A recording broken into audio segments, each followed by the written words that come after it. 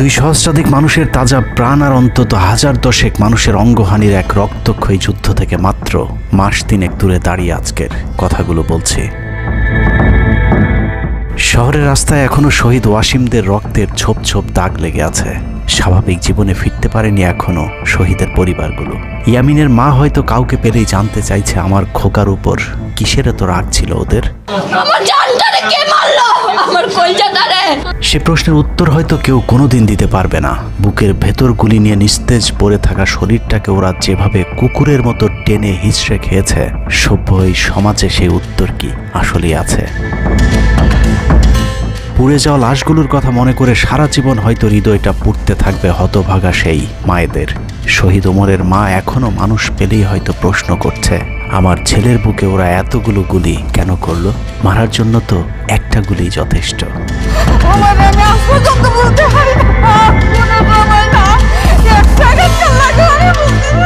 তৃষ্ণা পেলে মুগ্ধের মায়ের হয়তো কানে বেজে উঠবে, পানি লাগবে, পানি।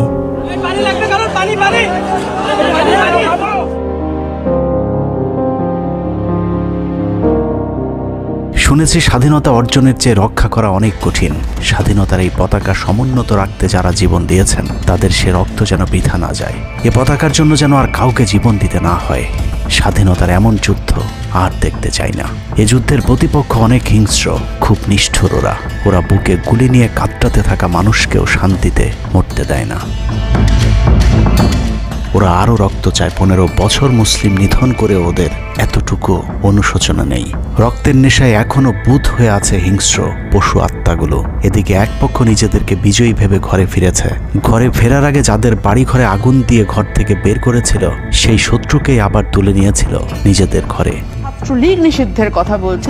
এই নিষিদ্ধ করবার ম্যান্ডেটটা, নিষিদ্ধ করবার অধিকারটা তাদেরকে কে দিল?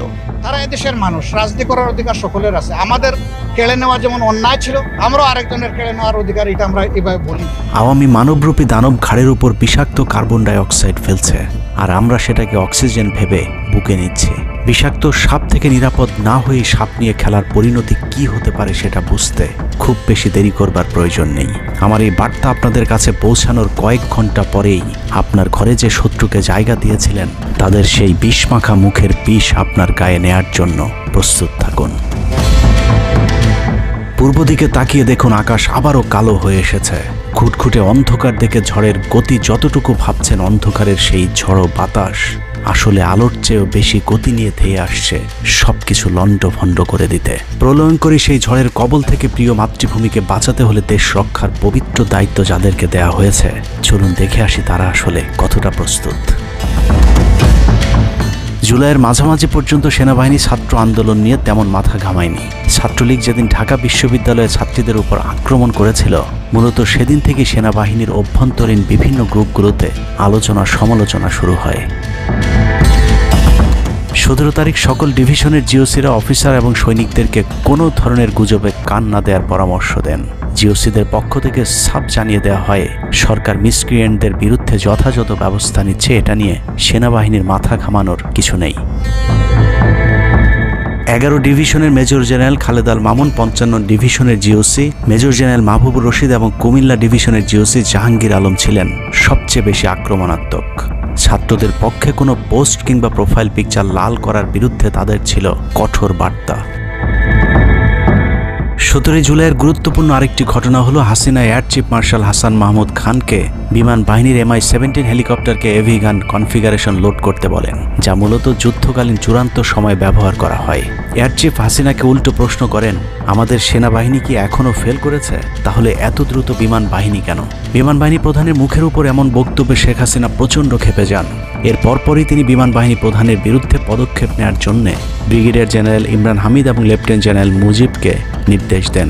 আর্মি ইন্টেলিজেন্স থেকে এই পরিকল্পনার তথ্য জেনে বিমান বাহিনী প্রধান ওই রাতেই তার নিরাপত্তার জন্য গাজীপুর থেকে এয়ার কমান্ড নিয়ে আসেন, যে ইউনিটটি এখনও বিমান বাহিনী প্রধানের নিরাপত্তার দায়িত্বে ঢাকাতেই অবস্থান করছে। যাই হোক, বিমান বাহিনী প্রধান সেদিন রাজি হলে ব্ল্যাকআউটের সময়টা আরও ভয়ঙ্কর হতে পারত। বিমান বাহিনীর সহায়তা না পেয়ে শেখ হাসিনা পরদিন র্যাব প্রধানকে ডেকে আদেশ দেন তার হেলিকপ্টার প্রস্তুত রাখার। র্যাব প্রধান হাসিনার আদেশ অনুযায়ী ছাত্রদের বিরুদ্ধে অপারেশনে হেলিকপ্টার ব্যবহার করেন। হেলিকপ্টারের গুলিতে যতগুলো হতাহতের ঘটনা ঘটেছে সবগুলোই র্যাবের হেলিকপ্টার থেকে করা হয়েছিল। র্যাবের পাশাপাশি ঢাকার বাইরে দু একটি পাদে প্রায় সবকটি ডিভিশনের জিওসিরা দেশের বিরুদ্ধে অবস্থান নিয়েছিলেন। ঢাকার বাইরে থেকে বিশেষ করে ডিভিশন সাপোর্ট ব্যাটালিয়নকে অগ্রাধিকার ভিত্তিতে ঢাকায় নিয়ে আসা হয়, কারণ তাদের সাথে এপিসি সুবিধা ছিল। এপিসি গাড়িগুলো মূলত ছাত্রদের বিরুদ্ধে চূড়ান্ত পদক্ষেপ নেওয়ার জন্যই আনা হয়েছিল। রাষ্ট্রীয় গুরুত্বপূর্ণ এলাকা কেপিআই রক্ষায় 19 তারিখে সেনা নামানোর সিদ্ধান্ত নেওয়া হয়। নিয়ম অনুযায়ী সেনাবাহিনীর কেপিআই রক্ষার দায়িত্ব পালন করার কথা থাকলেও বিভিন্ন জায়গায় দেখা গেছে সেনাবাহিনীর ছত্রছায়ায় পুলিশ এবং আওয়ামী লীগ ছাত্রলীগের সন্ত্রাসীরা ছাত্রদের উপর হামলা চালিয়েছে। কোথাও সরাসরি সেনাবাহিনীকেও গুলি চালাতে দেখা গেছে। এর মধ্যে ঢাকার 46 পদাতিক ডিভিশনের ইনফ্যান্ট্রি ব্রিগেডের ইউনিটগুলো ঢাকার প্রাণকেন্দ্রগুলোতে ছাত্রদের উপর সবচেয়ে বেশি দমন পীড়ন চালিয়েছে। অনুসন্ধানে 19 থেকে 23 জুলাই পর্যন্ত গণহত্যার সাথে জড়িত সেনাবাহিনীর কয়েকজন অফিসারের নাম উঠে এসেছে, যারা এখনও পর্যন্ত গুরুত্বপূর্ণ সব পদে বহাল আছেন, যা ডক্টর মোহাম্মদ ইউনূস সরকারের জন্য অত্যন্ত বিপজ্জনক। কতটা বিপজ্জনক সেটা বোঝার জন্য আন্দোলনের সময়টাতে ওই অফিসারদের ভূমিকা কী ছিল সেটা একটু দেখে আসি। আন্দোলনের সবচেয়ে বেশি রক্তক্ষেকো ছিলেন বিজিবির ডিজি মেজর জেনারেল আশরাফ। সূত্র জানিয়েছে, ভারতীয় নাগরিকদের বিজিবির পোশাক পরিয়ে মাঠে নামিয়েছিলেন বিজিবির এই মহাপরিচালক। সেনাবাহিনী শেখ হাসিনাকে পদত্যাগের পরামর্শ দেওয়ার পরেও শুধু বিজিবিকে নিয়ে হত্যাকাণ্ড চালিয়ে শেখ হাসিনাকে ক্ষমতায় রাখার গ্যারান্টি দিয়েছিলেন মেজর জেনারেল আশরাফ। 5 তারিখ হাসিনা পালিয়ে যাবার আগ মুহূর্তে তিনি স্বরাষ্ট্রমন্ত্রীকে ফোন করে বলেছিলেন, কয়েক হাজার মানুষ মারলেই পরিস্থিতি ঠান্ডা হয়ে যাবে, অতএব কোনো অবস্থাতেই যেন প্রধানমন্ত্রী পালিয়ে না যান। স্বরাষ্ট্রমন্ত্রীকে তিনি এমনটাই পরামর্শ দিয়েছিলেন। 5 তারিখ সকাল থেকে দুপুর পর্যন্ত ঢাকা শহরে সবচেয়ে বেশি তৎপরতা ছিল বিজেপির। ওই দিন সকাল থেকেই ঢাকার প্রবেশ পথগুলোতে চেকপোস্ট বসিয়ে তল্লাশি চালিয়েছিল মেজর জেনারেল আশরাফের বিজিবি। বিজিবির একটি সূত্র জানিয়েছে, বিজিবি মহাপরিচালক প্রতিদিন সিওদের কাছ থেকে হিসেব নিতেন কে কতজন ছাত্র হত্যা করেছে। বিজিবি মহাপরিচালকের নির্দেশনায় খুনের সেই প্রতিযোগিতায় সবচেয়ে ভালো পারফর্মার ছিল কর্নেল রিদওয়ান। সূত্রের মতে, ছাত্র আন্দোলনে বিজিবি অন্তত 500 শিক্ষার্থীকে গুলি করে হত্যা করেছে। বিজিবি প্রধান এবং রিদওয়ানের মতো তার অনুগত অফিসারদের জেলে থাকার কথা, কিন্তু তারা এখনও গুরুত্বপূর্ণ সব দায়িত্ব পালন করে যাচ্ছে। আর মেজর জেনারেল আশরাফ এখন পর্যন্ত বিজিবি প্রধানের চেয়ারেই বসে আছেন। হত্যাকাণ্ডের বেশিরভাগই জড়িত ছিল বগুড়ার 7 ইস্ট বেঙ্গল। রহস্যজনক কারণে 7 ইস্ট বেঙ্গলকে এখনো পর্যন্ত বগুড়ায় ফেরত না পাঠিয়ে ঢাকাতেই রাখা হয়েছে। মেজর জেনারেল ফেরদৌস হাসান সেলিম, যার মা ছিলেন হাসিনার অত্যন্ত ঘনিষ্ঠ বান্ধবী। ফেরদৌস সেলিম শেখ হাসিনাকে ফুপু বলে ডাকতেন। 27তম বিএমএ লং কোর্সের এই অফিসারের পাসিং আউটে শেখ হাসিনা নিজে উপস্থিত ছিলেন, যদিও হাসিনা তখন বিরোধী দলীয় নেত্রী ছিলেন। ডিজিএফের পদে থাকাকালীন হাসিনার টাকা পাচার এবং থাইল্যান্ডের বিভিন্ন ব্যবসা দেখাশোনার দায়িত্ব ছিল তার। 5 তারিখের সময়টাতে গুরুত্বপূর্ণ কোনো পদে না থাকায় নিজেকে এখন আওয়ামী বিরোধী দাবি করছেন ফেরদৌস হাসান সেলিম। ভয়ঙ্কর বিষয় হচ্ছে, ডক্টর মোহাম্মদ ইউনূসকে ভুল বুঝে ইউনূসের মিলিটারি সেক্রেটারির পদে বসে সব কুটচাল চলে যাচ্ছেন major general Ferdous Hasan. Guarantee দিয়ে বলে রাখলাম, সুযোগ পেলে সবার আগে ডক্টর মোহাম্মদ ইউনূসের মিলিটারি সেক্রেটারি নিজেই ইউনূসের গলা চেপে ধরবে। অতএব যত দ্রুত সম্ভব ডক্টর মোহাম্মদ ইউনূসের মিলিটারি সেক্রেটারির পদ থেকে তাকে সরাতে হবে। শেখ হাসিনার গণভবন ঠেকাতে সবচেয়ে বেশি শক্ত বলয় তৈরি করা হয়েছিল। অনুসন্ধানে জানা যায়, শেখ হাসিনাকে রক্ষা করতে গণভবনের আশপাশে সেনাবাহিনীর অন্তত 13টি অস্থায়ী চেকপোস্ট বসানো হয়েছিল, যেখানে east Bengal regiment, field regiment artillery, Bangladesh infantry regiment, infantry brigade headquarter সহ সেনাবাহিনীর বেশ কয়েকটি চেকপোস্ট বসানো হয়েছিল শুধুমাত্র শেখ হাসিনাকে রক্ষা করার জন্যে। সেনাবাহিনীর এসব আর্মি অফিসারদের সম্মিলিত অপারেশনে ছাত্রদের উপর চালানো হয়েছে নির্মম নৃশংস হত্যাযজ্ঞ। কিন্তু এই হত্যাকাণ্ডই সেনাবাহিনীর ভেতরে থাকা দেশপ্রেমিক অফিসারদের বিবেকের দরজা খুলে দিয়েছিল। 20 থেকে 23 জুলাই ইন্টারনেট বন্ধ করে যে পৈশাচিক হত্যাকাণ্ড চালানো হয়েছে, সেই দৃশ্য যখন একের পর এক সামনে আসতে শুরু করেছিল, তখন সাধারণ মানুষ যেভাবে স্তম্ভিত হয়েছিল, ঠিক একইভাবে সেনাবাহিনীর বিবেকবান জুনিয়র এবং মধ্যম সারির অফিসারদেরকেও ব্যাপকভাবে নাড়া দেয়। ভিডিওগুলো যত ছড়িয়ে পড়ছিল, ততই থমথমে হয়ে উঠতে থাকে সেনাবাহিনীর অভ্যন্তরীণ পরিবেশ। 27 তারিখ প্রাপ্ত গোয়েন্দা তথ্যের ভিত্তিতে সেনাপ্রধানকে জানানো হয় পরিস্থিতি নিয়ন্ত্রণের বাইরে চলে যাচ্ছে। কোনো অবস্থাতেই প্রধানমন্ত্রীকে ক্ষমতায় রেখে পরিস্থিতি নিয়ন্ত্রণ করা সম্ভব নয়। গোয়েন্দা ওই রিপোর্টে আরও জানানো হয়, সেনাবাহিনীর ভেতরে বিদ্রোহের আশঙ্কা দেখা দিয়েছে। বিশেষ করে মধ্যম সারি এবং জুনিয়র অফিসারদের ভেতর ব্যাপক অসন্তোষ লক্ষ্য করা যায়। একই রিপোর্ট প্রধানমন্ত্রীর অফিসকেও অবহিত করা হয়। সেই রিপোর্টের পরেও কঠোর অবস্থানে যাবার সিদ্ধান্ত নেওয়া হয় সরকারের পক্ষ থেকে। এদিকে গোয়েন্দা রিপোর্টের প্রেক্ষিতে সেনা ইউনিটের মধ্যম সারি, জুনিয়র অফিসার এবং সৈনিকদের উপর কঠিন সামরিক গোয়েন্দা নজরদারি চলতে থাকে, যে কারণে প্রচণ্ড ক্ষোভ থাকলেও কোনো ধরনের পূর্ব প্রস্তুতি ও পারস্পরিক যোগাযোগ না থাকায় সেনাবাহিনীর দেশপ্রেমিক অফিসার ও সৈনিকেরা কিংকর্তব্য বিমূঢ় হয়ে পড়েন। 27-28 দুই দিন এভাবেই টান টান উত্তেজনার মধ্য দিয়ে কেটেছে। 29শে জুলাই শেখ হাসিনাকে পরিস্থিতি সম্পর্কে ধারণা দিতে সেনাপ্রধান সারা দেশের অফিসারদেরকে নিয়ে সেনা সদরের হেলমেটে একটি ভিডিও টেলিকনফারেন্সে দরবার গ্রহণ করেন। সেই কনফারেন্সে অপারেটরের অসাবধানতাবশত স্ক্রিনে হঠাৎ করে ক্যামেরা টার্ন অফ করা HPM নামে একটি বক্স ভেসে উঠেছিল। এরপরে উপস্থিত অফিসারেরা হাসিনার উপস্থিতির বিষয়টি বুঝে ফেলেন। অনেকের ধারণা শেখ হাসিনা উপস্থিত আছেন এটা বোঝাতেই HPM বক্সটি সবাইকে দেখানো হয়েছিল, যেন কেউ কোনো ধরনের অভিযোগ করতে না পারেন। কিন্তু সবাইকে অবাক করে বেশ কয়েকজন অফিসার তাদের ক্ষোভের কথা জানান। এর মাঝে রাজশাহী CMH এর একজন মেজর র্যাঙ্কের নারী চিকিৎসক 19 থেকে 23 তারিখ পর্যন্ত চলা ছাত্র হত্যার বিভীষিকাময় বর্ণনা তুলে ধরে আবেগী এক বক্তব্য দেন। সূত্র জানিয়েছে, এ সময় সেনাবাহিনীর কয়েকজনকে কাঁদতে দেখা গেছে। একদিকে সেনাবাহিনীর উচ্চপদস্থ অফিসারদের মারমুখী অবস্থান, অন্যদিকে বেশিরভাগ জুনিয়রদের নিষ্ক্রিয়তার মধ্য দিয়ে সেনাবাহিনীতে স্পষ্ট দুটি ভাগ লক্ষ্য করা যায়। এরই মধ্যে সেনাবাহিনীর কাছে প্রাপ্ত গোয়েন্দা তথ্য অনুযায়ী যে কোনো সময় সেনাবাহিনীতে বিদ্রোহ দেখা দিতে পারে। বিশেষ করে লেফটেন্যান্ট কর্নেল থেকে নিচের অফিসারদের ভেতর ব্যাপক ক্ষোভের বিষয়টি গোয়েন্দা প্রতিবেদনে জানানো হয়। সেই প্রেক্ষিতে 3 তারিখ শর্ট নোটিসে আরেকটি টেলিকনফারেন্স কল করা হয়। মূলত ওই রিপোর্টের প্রেক্ষিতে হাসিনার বিশ্বস্ত ওয়াকার হাসিনা থেকে মুখ ফিরিয়ে নেন, কারণ হাসিনাকে বাঁচাতে গিয়ে তিনি নিজের জীবন বিপদে ফেলতে চাননি। 3 তারিখ কনফারেন্সের শুরুতেই সবাইকে ঠান্ডা রাখতে একটি মোনাজাত করা হয়েছিল। যে মোনাজাতে গুরুত্বপূর্ণ একটি দোয়া ছিল, রাব্বানা লা তাজআলনা মাআল কওমিজ জালিমিন, অর্থাৎ হে আল্লাহ, আমাদেরকে জালিম সম্প্রদায়ের অন্তর্ভুক্ত করবেন না। এ সময় পুরো দরবার রুমে পিন পতন নীরবতা লক্ষ্য করা গেছে। মূলত ওই মোনাজাতের মধ্য দিয়ে ফয়সালা হয়ে যায় সেনাবাহিনী কাদের পক্ষে দাঁড়াবে। সেনা সূত্র থেকে পাঠানো এসব তথ্যে উঠে এসেছে সেনাবাহিনী কোন কোন এলাকায় ছাত্র জনতার উপর গুলি চালিয়েছিল এবং কতটা পরিকল্পিতভাবে মানুষ হত্যার ছক কষা হয়েছিল। 4 তারিখও সেনাবাহিনীর ভূমিকা ছিল অত্যন্ত অস্পষ্ট। কিছু জায়গায় সেনাবাহিনী ছাত্রদের পক্ষে, আবার কিছু জায়গায় ছাত্রদের উপর গুলিও চালিয়েছে। 4 আগস্ট সবার প্রথম 24 ডিভিশন চট্টগ্রামের GOC lieutenant general Mainur Rahman তার বাহিনীকে ছাত্রদের পাশে দাঁড়ানোর নির্দেশ দেন। 5 তারিখ সকাল পর্যন্ত আর্মির ভূমিকা ছিল অত্যন্ত সন্দেহজনক।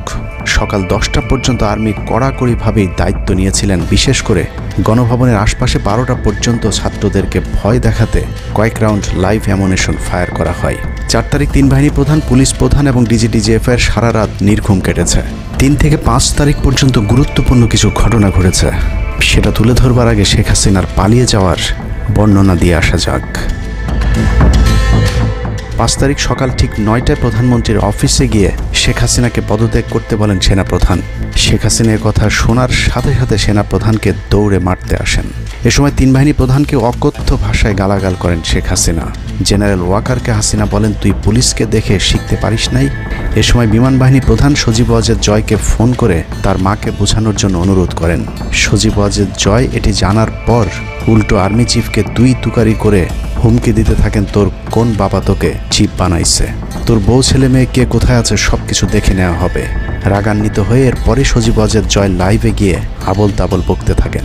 ঠিক আছে, শেখ হাসিনার পর আপনাদের কি হবে সেটা আমারও চিন্তার বিষয় না, আমার পরিবারের আর চিন্তার বিষয় না, আপনারা বুঝবেন। এরই মধ্যে 9:30 বেজে যায়। শেখ হাসিনাকে কোনোভাবে রাজি করাতে না পেরে সেনাপ্রধান হাসিনাকে 2টি বিকল্প দেন, পদত্যাগ অথবা গ্রেফতার। ওদিকে মিরপুরে বসানো সেনাবাহিনীর চেকপোস্টগুলো খুলে দেওয়া হলে বিনা বাধায় গণজোয়ার ঢুকে পড়তে থাকে।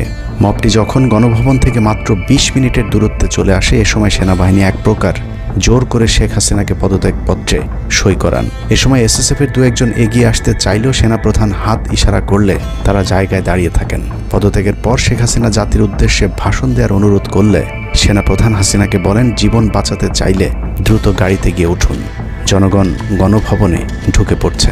সেনাবাহিনীর মতে শেখ হাসিনা সেদিন মাত্র 5 মিনিটের জন্য বেঁচে গিয়েছেন, তা না হলে জনগণ তাকে ধরে ফেলত। হাসিনাকে গণভবন থেকে উদ্ধার করে বিমানে ভারত পাঠিয়ে দেওয়ার জন্য মোট 3টি রুট প্ল্যান করা হয়েছিল। প্ল্যান এ, গণভবন থেকে গাড়ি বহরে বিমান বাহিনীর ব্লু স্কাই স্কুলের গেট দিয়ে তেজগাঁও বিমানবন্দরে ঢুকে ঢাকা সেনানিবাসে প্রবেশ এবং তারপর বিএএফ বেস দিয়ে বিমান বাহিনীর রানওয়েতে প্রবেশ। সেখান থেকে বিমান বাহিনীর C-130 যে বিমানে ভারতে উড্ডয়ন। দুর্ভাগ্যজনকভাবে ততক্ষণে বিপ্লবী জনতার শেওড়াপাড়া রাস্তা দিয়ে বিমান বাহিনীর ব্লু স্কাই স্কুলের গেট ক্রস করে আগারগাঁও চৌরাস্তা পর্যন্ত চলে এসেছিল। ওদিক দিয়ে ক্যান্টনমেন্টের জাহাঙ্গীর গেটও ছাত্র জনতার দখলে, তাই গণভবন থেকে গাড়িতে করে ঢাকা সেনানিবাসে ঢোকার সব পথ বন্ধ হয়ে গিয়েছিল, যে কারণে প্ল্যান বি অবলম্বন করতে হয়েছিল হাসিনাকে উদ্ধারকারীদের। প্ল্যান বি অনুযায়ী গণভবন থেকে বিমান ঘাঁটিতে যাওয়ার তখন একটাই পথ বাকি ছিল, তা হলো হেলিকপ্টারে যাওয়া। বিমান বাহিনীর MI-17 হেলিকপ্টার চন্দ্রিমা উদ্যানের পাশে বাণিজ্য মেলার মাঠে এসে অবতরণ করে। খুনি হাসিনা চন্দ্রিমা উদ্যানের পাশের রাস্তা দিয়ে বাণিজ্য মেলা মাঠে প্রবেশ করে এবং সেখান থেকেই হেলিকপ্টারে করে বিমান বাহিনী ঘাঁটিতে নিয়ে যাওয়া হয় তাকে। সেখানে গিয়ে তারেক সিদ্দিকী এবং সালমান এফ রহমানের জন্য কিছুক্ষণ অপেক্ষা করে শেখ হাসিনা। তবে শেষ পর্যন্ত সালমান এফ রহমানের পৌঁছাতে দেরি হয় শেখ হাসিনাকে নিয়ে কোনো গন্তব্য ছাড়াই 10টা 45 মিনিটে উড়াল দেয় বিমান বাহিনীর C-130 জুলিয়েট বিমানটি। সাধারণত বিমানের রুট ব্যবহারে কোড ব্যবহার করতে হলেও সেটা করেনি। রাডার ফাঁকি দিতে জীবনের ঝুঁকি নিয়ে এই পদ্ধতি অবলম্বন করা হয়েছিল। ফুল ফুয়েল লোড করা হয়, ভারতে যদি জায়গা না হয় তাহলে যেন মধ্যপ্রাচ্যের কোনো দেশ পর্যন্ত চলে যাওয়া যায়। মোট 9 জন পাইলটকে নিয়ে বিমানে ওঠানোর পর কোনো ধরনের নির্দেশনা বা ম্যাপ প্ল্যানিং ছাড়াই পাইলটদেরকে বলা হয় টেক অফ করতে। বিমানটি প্রথমে যশোরের উপর দিয়ে কলকাতায় পৌঁছালে সেনাপ্রধান জাতির উদ্দেশ্যে ভাষণের ঘোষণা দেন, কিন্তু কলকাতায় ল্যান্ডিংয়ের পারমিশন না দিলে সেখান থেকে শেখ হাসিনাকে বহন করা বিমানটি চলে যায় আগরতলায়। আগরতলায় পারমিশন না পেয়ে আবারও দিল্লির দিকে উড়াল দেয়। সেখান থেকে দিল্লি গেলে সেখানেও রিফিউজ করা হয়। দিল্লি বিমানবন্দরে নামতে না দিলে অনিশ্চয়তা দেখা দেয় শেখ হাসিনাকে বহন করা বিমানটির ভারতে অবতরণ নিয়ে। বিমানের একজন পাইলটের বরাত দিয়ে জানা যায় এভাবে উদ্দেশ্যহীনভাবে দীর্ঘক্ষণ ঘুরতে থাকার পর জরুরি অবতরণের সিদ্ধান্ত নেওয়া হয়। তবে জরুরি অবতরণের ঠিক আগ মুহূর্তে দিল্লির গাজিয়াবাদ এয়ারবেজে নামার অনুমতি পায় C-130 জুলিয়েট, যেখানে অজিত ধাওয়াল তাকে রিসিভ করেন। অবতরণে জটিলতার কারণেই 5 তারিখ সেনাপ্রধান জাতির উদ্দেশ্যে ভাষণ দিতে বারবার দেরি করছিলেন, কারণ তিনি নিশ্চিত হতে চাচ্ছিলেন শেখ হাসিনা ভারতে অবতরণ করেছেন। তারপরই বাংলাদেশের মানুষ মুক্তি পায় এক ফেরাউনের হাত থেকে। হাসিনা পালিয়ে যাওয়ার সেই খবর পৃথিবীর সবাই জানে, কিন্তু 3 থেকে 5 তারিখ পর্যন্ত ক্যান্টনমেন্টে কিছু ঘটনা ঘটেছে যেই ঘটনা এখনও আমাদের কাছে অজানা। 3 তারিখ সেনাপ্রধানের ওই ভার্চুয়াল মিটিংয়ের পর মোটামুটি নিশ্চিত হয়ে যায় শেখ হাসিনা অধ্যায় বাংলাদেশে শেষ। শুরু হয় ভারতের প্ল্যান বি বাস্তবায়নের প্রক্রিয়া। 3 তারিখ রাতে আসিফ নজরুলের সাথে ডিজিএফআই কার্যালয়ের পাশের একটি ভবনে আসিফ নজরুলের ঘনিষ্ঠ বন্ধু major general Hamid, lieutenant general Mujib এবং মেজর জেনারেল ফেরদৌস সেলিমের একটি গোপন বৈঠক হয়, যেখানে ভারতীয় গোয়েন্দা সংস্থার 16 জন কর্মকর্তা উপস্থিত ছিলেন। মূলত 5 তারিখ শেখ হাসিনা পদত্যাগ করার পর করণীয় নির্ধারণ করতেই ওই বৈঠক অনুষ্ঠিত হয়। দীর্ঘ বৈঠক শেষে মোট 3টি বিকল্প নির্ধারণ করা হয়। প্রথমটি জরুরি অবস্থা জারি করে সেনাবাহিনীর হাতে ক্ষমতা দেয়া, দ্বিতীয়টি আসিফ নজরুলকে প্রধান উপদেষ্টা করে একটি অন্তর্বর্তীকালীন সরকার গঠন। অন্তর্বর্তীকালীন সরকারের ভেতরে যেন ভারতীয় বলয়ের লোকজন বেশি সংখ্যায় রাখা যায় সেটা নিশ্চিত করার ব্যাপারেও আলোচনা হয় বৈঠকে, এবং সেটা নিশ্চিত করতে আসিফ নজরুলের পেছনে সেনাবাহিনীর ওই অংশটির সর্বোচ্চ সাপোর্ট থাকারও নিশ্চয়তা দেওয়া হয়। মূলত আসিফ নজরুলকে সামনে রেখে সেনাবাহিনীর মাধ্যমেই দেশ চালানোর পরিকল্পনা করা হয়েছিল 3 তারিখের ওই গোপন বৈঠকে। 4 তারিখ 3 বাহিনী প্রধানের মধ্যে দফায় দফায় বৈঠক চলেছে। সেই বৈঠক থেকে সিদ্ধান্ত হয় 5 তারিখ সকাল 9টার মধ্যে শেখ হাসিনাকে চূড়ান্তভাবে পদত্যাগের বিষয়টি জানিয়ে দেওয়া হবে। এর পরপরই আসিফ নজরুলকে আবারও ক্যান্টনমেন্টে ডেকে আনা হয় এবং শেখ হাসিনার পদত্যাগের পর আওয়ামী নেতা কর্মীদেরকে যতটা সম্ভব নিরাপত্তা দেয়া, বেসরকারি বিভিন্ন প্রতিষ্ঠানগুলোতে যতটা সম্ভব আগের কর্মকর্তাদেরকে রেখে দেয়া এবং বিটিআর হত্যাকাণ্ড নিয়ে কোনো ধরনের পদক্ষেপ না নেওয়ার সহ বেশ কিছু করণীয় ঠিক করে দেওয়া হয়। দীর্ঘ সেই আলোচনার কারণে 4 তারিখ সারা রাত ক্যান্টনমেন্টে অবস্থান করেছেন আসিফ নজরুল। তাৎক্ষণিক আসিফ নজরুলের কাঁধে 2টি দায়িত্ব দেওয়া হয়: আর্মির প্রতি সকলের আস্থা তৈরি করা এবং হাসিনার পদত্যাগের পরপর ছাত্রদেরকে সেনাবাহিনীর নিয়ন্ত্রণে নিয়ে আসা। কথা মতো আসিফ নজরুল 4 তারিখ রাত এবং 5 তারিখ খুব সকালে ক্যান্টনমেন্টে বসে ফেসবুকে তিনি দুটি পোস্ট করেন। পোস্টের প্রথমটি 4 তারিখ রাতে সেনাবাহিনীকে প্যাট্রিয়ট সম্বোধন করে করা হয়, যেন সেনাবাহিনীর প্রতি ছাত্র জনতার আস্থা বেড়ে যায়, এবং পরেরটি সংখ্যালঘুদের বাড়িঘরে হামলা না চালানোর অনুরোধ করে পোস্ট করা হয়। দুপুর 12টার আগে আসিফ নজরুলের করা হিন্দুদেরকে নিয়ে ওই পোস্টে প্রমাণ করে আসিফ নজরুল আগে থেকেই জানতেন কিছুক্ষণ পর আসলে কি ঘটতে যাচ্ছে। আমরা এখন আর্মি চিফের সাথে একটা আলোচনায় আছি। আমি যতটুকু ওনার সাথে কথা বলেছি আমার কাছে মনে হয়েছে, আশা করছি আপনাদের জন্য অনেক বড় সুসংবাদ আসছে।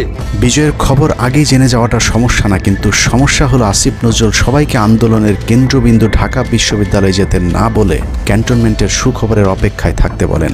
মূলত আসিফ নজরুলের ওই ফাঁদে পা দিয়ে ছাত্র জনতার জুলাই আগস্ট বিপ্লবের বিজয় হাতছাড়া হয়ে গিয়েছিল। ছাত্র নেতাদের সরলতাকে কাজে লাগিয়ে আসিফ নজরুল নাহিদ আসিফদেরকে সেনাপ্রধানের কাছে আসতে বলেন। নাহিদ, আসিফ, মাহফুজরা সেনাপ্রধানের কাছে যাবার আগে আসিফ নজরুলের প্রধান উপদেষ্টা হবার বিষয়টি চূড়ান্ত হয়ে যায়।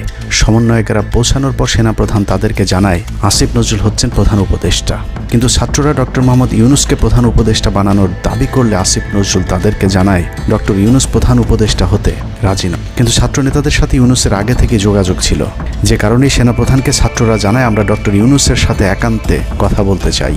ছাত্ররা ডক্টর ইউনুসকে ফোন করলে তিনি জানান প্রধান উপদেষ্টা হতে চান না সেনাবাহিনী কিংবা আসিফ নজরুলের কাছে তার এরকম কোনো বার্তা তিনি দেননি। এরপর ছাত্র নেতাদের দাবির মুখে ইউনুসকে প্রধান উপদেষ্টা বানাতে বাধ্য হয় সেনাবাহিনী। ডক্টর মোহাম্মদ ইউনুসকে প্রধান উপদেষ্টা করা হলেও ক্ষমতার কেন্দ্রে থেকে যায় ভারত নিয়ন্ত্রিত ক্যান্টনমেন্টের মদতপুষ্ট আসিফ নজরুল, যাকে তারা সুনিপুণভাবে গেল এক যুগে তিলে তিলে তৈরি করেছেন। আসিফ নজরুল তার মন্ত্রণালয়ের বাইরেও সবখানে নিয়োগ থেকে বদলি বরখাস্তের একক ক্ষমতা ভোগ করতে থাকে। একদিকে সেনাবাহিনীর ছত্রছায়া আসিফ নজরুলের হাত ধরে ভারতীয় এজেন্টদেরকে গুরুত্বপূর্ণ সব পদে বসানো হচ্ছিল, অন্যদিকে চলছিল পুরো দেশ দখলের ভয়ঙ্কর ষড়যন্ত্র। কিন্তু ছাত্রদের চাপের মুখে আসিফ নজরুলের পরিবর্তে ডক্টর মোহাম্মদ ইউনুসের প্রধান উপদেষ্টা হবার বিষয়টি কোনোভাবেই মেনে নিতে পারেনি সেনাবাহিনীর ভারতপন্থী অংশটি, যে কারণে 5 তারিখ রাতেই একটি ব্যর্থ সেনাকুয়ের ষড়যন্ত্র করা হয়েছিল। 5 তারিখের পরপর ইউনুসের একের পর এক ভারতীয় আগ্রাসন বিরোধী বক্তব্যে আতঙ্কিত হয়ে ওঠে ভারতীয় বলয়, যে কারণে 8 তারিখ শপথ নেয়ার আগেই ডক্টর মোহাম্মদ ইউনুসকে হত্যা করে সেনাকুয়ের আরেকটি চেষ্টা চালায় সেনাবাহিনীর ওই অংশটি। 8 তারিখ ডক্টর ইউনুসের নেতৃত্বে নতুন সরকার শপথের ঠিক আগ মুহূর্তে একটি সেনা কুয়ের চেষ্টা করা হয়। কুয়ের নেতৃত্ব দেন লেফটেন্যান্ট জেনারেল মুজিব এবং মেজর জেনারেল হামিদুল হক।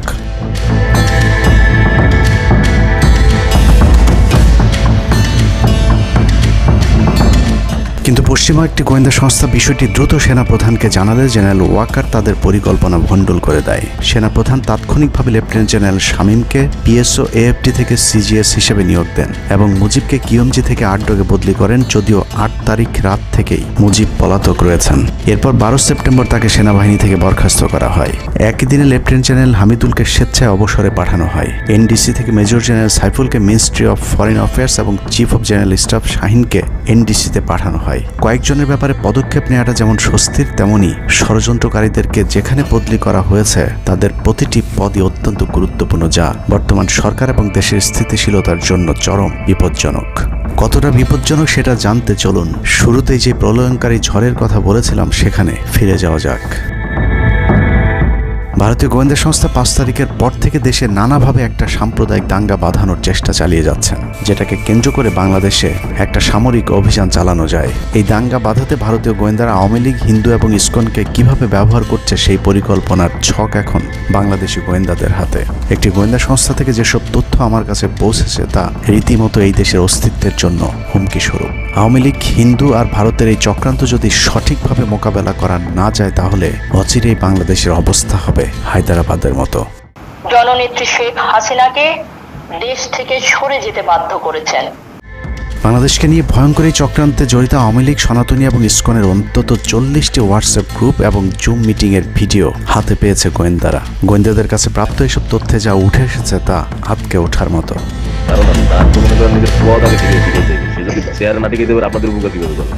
সেনাপ্রধান জামাত হলে এতদিন আওয়ামী লীগ বাইচে ফেলা দিত, ঠিক আছে? এটা তো আমাদেরও আওয়ামী লীগেরও একটা গেম হতে পারে, বলা যায় জামাত শিবিরের উপরে সব চাপা দিতে পারে, এটাও হতে পারে। এসব গ্রুপগুলোতে রীতিমতো বাংলাদেশের বিরুদ্ধে যুদ্ধের প্রস্তুতি চলছে। গ্রুপে তাদের সাথে সাবেক আওয়ামী লীগ সরকারের শীর্ষস্থানীয় নেতা থেকে বর্তমান সেনাবাহিনীতে চাকরিরত জেনারেল পর্যন্ত মাঝে মধ্যেই নাকি যোগ দিচ্ছেন। নানক ভাই থেকে শুরু করে আমাদের সুজিত দা, তারপর আরো অনেক টপ লেভেলের যারা মন্ত্রী, মিনিস্টার, প্রতিমন্ত্রী, তারপরে ইভেন কামাল ভাই। তো এখন বিষয়টা হচ্ছে যে ইভেন রাষ্ট্রপতির যে একেবারেই মানে কি বলে, তার যে একেবারে মানে রাইট হ্যান্ড সচিব, উনিও আমাদের সাথে 2 দিন জয়েন করছেন। তো এখন ওনারা আসলে ভালো হইতো, যারা যারা আসেন আসলে ভালো হইতো। অনেক আমাদের এখানে প্রায় 12 থেকে 13 জন আপনার এমপি এসে কথা বলেছেন, যেটা আপনারা জানেন না। ঠিক আছে, বাংলাদেশে একেবারে টপ লেভেল সামরিক বাহিনীর 4 থেকে 5 জন জেনারেল লেভেলের লোকজন ওনারা এসে এখানে বসে থেকে আমাদের লাইভ শুনে গেছেন। আমাদের প্রধানমন্ত্রী উনি নিজে এসে বসে থেকে গেছেন। গ্রুপের সবচেয়ে ভয়ঙ্কর তথ্য পাওয়া গেছে ভুয়া মুক্তিযোদ্ধা জেডআই খান পান্নার মেসেজ থেকে। আওয়ামী এই আইনজীবী শহীদ সাইফুল ইসলাম আলিফের হত্যাকাণ্ড নিয়ে চাঞ্চল্যকর তথ্য দিয়েছে জেডআই খান পান্না। একটি চ্যাটিংয়ে তিনি লিখেছেন, দাড়িওয়ালা উকিল বেশি হয়ে গিয়েছে, আরো 2-1টারে খেয়ে দেওয়া আদালতে আমরা আছি, এখন অল্প কদিন জেলে থাকলেও 30 তারিখের পরে পুরস্কার পাবা। আরেকটি মেসেজে তিনি লিখেছেন, সুযোগ হাতছাড়া হয়েছে তোমাদের কারণে, কালকে সব হয়ে যেত। পরিকল্পনা ছিল কুপিয়ে মারার পর হিন্দুদের বাড়িতে হামলা হলে ভারত থেকে ট্রুপ চলে আসবে। ওরা যেহেতু হামলা করেনি, তোমাদেরই উচিত ছিল নিজেরা নিজেদের বাড়ি ঘরে আগুন দেওয়া। পেছনের ঘটনা বাদ দিয়ে 30 তারিখের পরিকল্পনায় মনোযোগী হও সবাই। শহীদ আলিফ হত্যাকাণ্ড নিয়ে আরেকজন লিখেছেন, কালকে আদালতে একটা লাশ পড়বে, হিন্দু ভাইদের পাশে আমাদের সবাইকে থাকতে হবে, ব্রিগেড মেজরের কমান্ড মেনে চলতে হবে। 30 তারিখের কর্মসূচি নিয়ে গ্রুপটিতে সশস্ত্র যুদ্ধের মাধ্যমে দেশ দখলের ভয়ঙ্কর সব আলোচনা করার ভিডিও হাতে এসেছে আমাদের। তারা বাংলাদেশের অস্ত্রগুলি আছে, এই অস্ত্রগুলি কোথায় আছে আমার কাছে অলরেডি খবর এসেছে। আমি নিউজ দিচ্ছি প্রতিনিধিদের মাধ্যমে, তারা বলেছে 5000-এর বেশি তারা অস্ত্র আছে, M60 রাইফেল, সাইবার রাইফেল আছে, 47 রাইফেল আছে, তাদের কাছে অত্যাধুনিক শটগান আছে। আলোচকদের একজন বলছিলেন, সাবেক এবং বর্তমান পুলিশের সমন্বয়ে 1700 অস্ত্রধারী গ্যারিলা প্রস্তুত করা হয়েছে 30 নভেম্বরের জন্য। আমরা ইতিমধ্যে কথা বলেছি, পুলিশ পার্টির কথা বলছি, পুলিশের অনেক কর্মকর্তা অতিরিক্ত আইন থেকে শুরু করে পুলিশ পার্টিরা এসে এসেছেন, ওনারা আমার সাথে কথা বলে আমাদের যোগাযোগ রক্ষা করছে। ঢাকা শহরকে কিভাবে ব্লক করা হবে সেই পরিকল্পনাও করা হচ্ছে এসব জুম মিটিংগুলোতে। আমাদের কাজ হলো আব্দুল্লাহপুর, আব্দুল্লাহপুর, আশুলিয়া, টঙ্গী আছে, আমরা উত্তরা ওইটা একটা ব্লক দিবেন, তাহলে আমরা খুব সহজে আমাদের কাজ সফলতা পাবো। সশস্ত্র যুদ্ধের জন্য পুরো দেশকে মোট 10টি বিভাগে বিভক্ত করা হয়েছে, যেখানে একজন করে ব্রিগেড মেজর নিয়োগ দেওয়া হয়েছে, যাদের সবাই দেশেই অবস্থান করছেন। এর মধ্যে গ্রুপে প্রাপ্ত জেডআই খান পান্নার নম্বরটিতে মেসেজ পাঠানো হলে মুহূর্তেই সাড়া দেন তিনি। কল করতেই গড় গড় করে সবকিছু স্বীকার করেন। জেডআই খান পান্না, জি আমি তাই। 30 তারিখ 50 থেকে 80 ভাগ পুলিশ, আনসার, এমনকি সচিবালয়ের আমলারাও তাদের পক্ষে মাঠে নামবে বলে স্বীকার করেন গেরিলা আক্রমণের পরিকল্পনাকারী জেডআই খান পান্না। আপনারা কি কোনো গেরিলা ইনভেশন হামলা করা যাবে? ঢাকার স্টুডেন্টরা যদি এখনো সাপোর্টার্স অর্গানাইজ হইতে নামে, এই অ্যাডমিনিস্ট্রেশনের 50% না 80% লোক নামে আসবে, পার্টিকুলারলি পুলিশ, আনসার এবং সেক্রেটারিয়েট থেকে। পালিয়ে যাবার আগে এই ভিডিও প্রচারের সাথে সাথে রাষ্ট্রদ্রোহিতার অভিযোগে তাকে গ্রেফতার করতে হবে, তাহলে চক্রান্তকারীদের আরও পরিকল্পনার তথ্য পাওয়া যেতে পারে। ভবিষ্যতে এ ধরনের ষড়যন্ত্র বন্ধ করতে গ্রুপে থাকা সকলের মোবাইল নম্বর এবং চেহারা দেখে শনাক্তের পর দ্রুত গ্রেফতার করতে হবে। সূত্র জানিয়েছে, ডিজিএফআই প্রধানের প্রত্যক্ষ তত্ত্বাবধানে চলছে এসব দেশবিরোধী তৎপরতা। আর্মিকে ম্যাজিস্ট্রেসি পাওয়ার দেয়া হলেও তাদেরকে ক্ষমতা প্রয়োগ করতে দেওয়া হচ্ছে না, যে কারণে আওয়ামী লীগ নেতারা বেশিরভাগ এখনও দেশে থাকলেও তাদেরকে ধরা হচ্ছে না। অতএব সেনাবাহিনীর উচ্চপদস্থ হাসিনাপন্থী অফিসারদেরকে দ্রুত সেনাবাহিনী থেকে সরাতে হবে। 5 তারিখ সেনাপ্রধান যে ভূমিকা রেখেছেন তার জন্য তিনি অবশ্যই প্রশংসার দাবিদার, কিন্তু সেনাপ্রধানকে প্রমাণ করতে হবে তিনি আসলেই নায়ক নাকি খলনায়ক। 5 তারিখের পরেও সেনাবাহিনীর গুরুত্বপূর্ণ পদগুলোতে রদবদল না করা এবং গুম খুনের সাথে জড়িত অফিসারদের বিরুদ্ধে কোনো ব্যবস্থা না নেওয়া সহ বিডিআর হত্যাকাণ্ডের বিষয়ে দৃশ্যমান কোনো পদক্ষেপ না নেওয়া খুবই সন্দেহজনক। সূত্র জানিয়েছে, সেনাপ্রধানের স্ত্রীর সাথে প্রতিনিয়ত শেখ হাসিনার যোগাযোগ রয়েছে। অতএব সেনাপ্রধানকে দ্রুত তার অবস্থান পরিষ্কার করে সেনাবাহিনীর গুরুত্বপূর্ণ পদগুলোতে নতুন করে নিয়োগ দিতে হবে। সেনাবাহিনীর জুনিয়র এবং মধ্যম সারির অফিসার এবং সৈনিকদের সবসময় দেশের স্বার্থে যুদ্ধের জন্য প্রস্তুত থাকতে হবে। মনে রাখতে হবে সেনাবাহিনী আমাদের আস্থার প্রতীক। সিনিয়র অফিসারদের দেশবিরোধী আদেশ এলে সৈনিকদেরকে নিয়ে তাদেরকে প্রতিহত করতে হবে। মনে রাখতে হবে সংখ্যায় আপনাদের মতো দেশপ্রেমিকদের সংখ্যায় এখনও সেনাবাহিনীতে বেশি। দেশের যে কোনো প্রয়োজনে সেনাবাহিনী যদি জনগণকে ডাক দেয় তাহলে এ দেশের প্রতিটি মানুষ জীবন দেওয়ার জন্য প্রস্তুত রয়েছে। ডক্টর মোহাম্মদ ইউনূসের পাশে থাকা ভারতীয় গুপ্তচর আসিফ নজরুল, মিলিটারি সেক্রেটারি ফেরদৌস হাসান সেলিম এবং প্রেস সেক্রেটারি শফিকুল আলমকে দ্রুত সরাতে হবে। প্রধান উপদেষ্টার সাথে ছাত্র নেতাদের সাক্ষাতের পথ সহজ করতে হবে। আসিফ নজরুলরা অসৎ উদ্দেশ্যে মাহফুজ আলমকে তার পাশ থেকে সরিয়েছে। অতএব যত দ্রুত সম্ভব মাহফুজ আলমকে আবারও বিশেষ সহকারীর পদে ফিরিয়ে আনতে হবে। গুরুত্বপূর্ণ যে কোনো সিদ্ধান্তের ক্ষেত্রে নাহিদ এবং আসিফদের মতামত প্রধান উপদেষ্টাকে গুরুত্বের সাথে নিতে হবে। জেডাই খান পান্নাদের ষড়যন্ত্র এবার সফল না হলেও এই ষড়যন্ত্র চলতেই থাকবে। বাংলাদেশের প্রতিটি মানুষকে চোখ কান খোলা রাখতে হবে, মনে রাখতে হবে শত্রু আপনাদের ঘরের কোণেই। ভারত যদি বাংলাদেশে আক্রমণ করে তাহলে সবার আগে আওয়ামী লীগ আর শ্রীকৃষ্ণের ভক্তরাই আপনার গলায় ছুরি ধরবে। অতএব শত্রুরা যেন আবারও বাংলাদেশের স্বাধীনতাকে ভারতের কাছে বিক্রি করতে না পারে সেদিকে সবাইকে লক্ষ্য রাখতে হবে। আল্লাহ হাফেজ।